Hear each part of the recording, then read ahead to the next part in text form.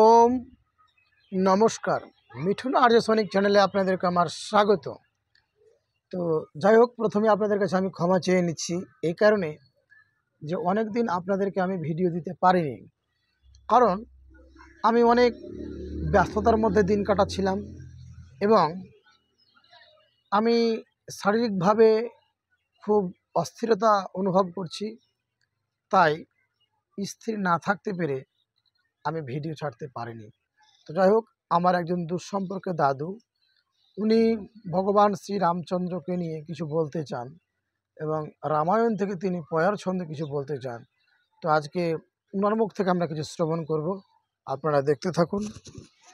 তো দাদু, আপনি কিছু বলুন যে ভগবান সম্বন্ধে আপনি আগে কি জানতেন, এইদিকে তাকিয়ে বলুন। আমি অন্য কিছু এমন কিছু জানি না।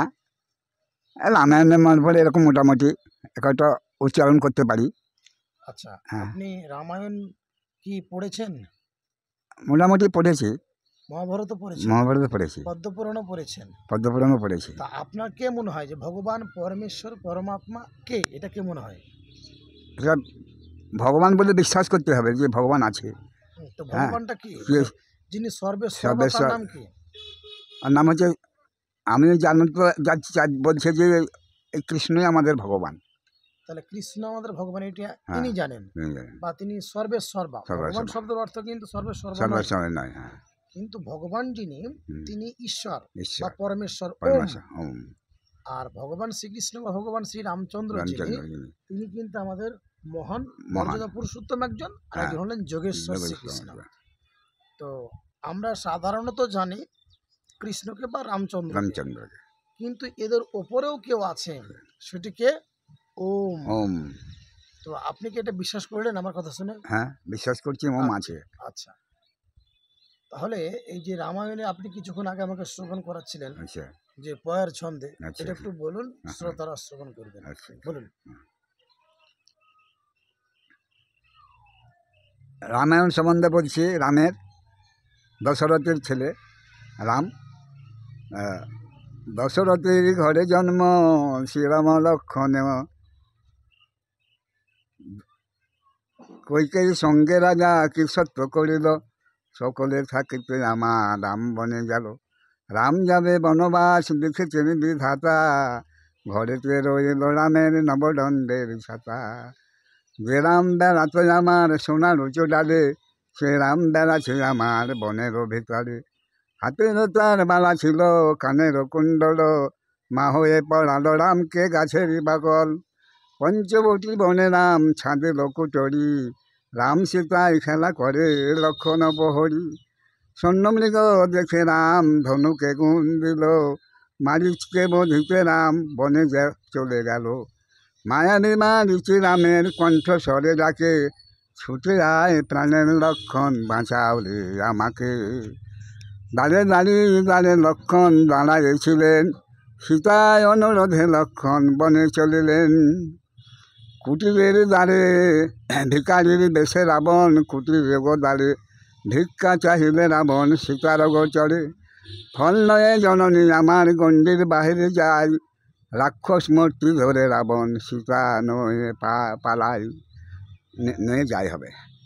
আচ্ছা, সীতা নয়ে যায়। তাড়াতাড়ি চল প্রাণের লক্ষণ, তাড়াতাড়ি চল।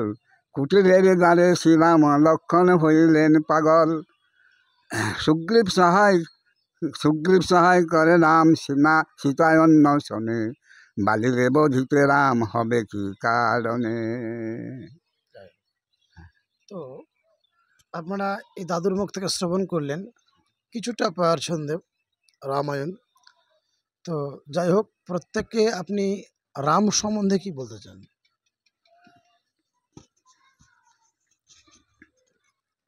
যিনি দশরথের ছেলে রামচন্দ্র, সে দশরথের ছেলে ভগবান রূপে জন্মগ্রহণ করেছিলেন। জন্মগ্রহণ করে সে 10,000 বছর রাজত্ব করার পর সে দেহত্যাগ করেছিলেন। তো যাই হোক, তো মানুষকে আপনি কি বার্তা দিচ্ছেন, মানে প্রত্যেক মানুষ যাতে করে শুদ্ধ পবিত্র থাকুক এবং সকলে যেন গীতার বাণী শ্রবণ করে, এটা কি আপনি চান? হ্যাঁ, আমি এটা চাই। গীতা শ্রবণ করে মানুষেরকে বোঝানো, মানুষের সর্বময় সব শান্তি এভাবে যাতে সংসার কলির যুগে জাগ্রত করে এই পুরাণ থেকে সৃষ্টি করেছেন ভগবান। আচ্ছা, তো অ্যাকচুয়ালি কিন্তু বেদের যে বাণী, বেদের যে পরিচয় প্রত্যেকটা মানুষের কিন্তু জানা দরকার। জানা দরকার। তো আপনি যতদিন আছেন আমি আপনাকে অবশ্যই জানাবো। তো প্রত্যেক মানুষকে আপনি একটু বলুন যে দয়া করে যেন গীতা এবং বেদের বাণী শ্রবণ করেন।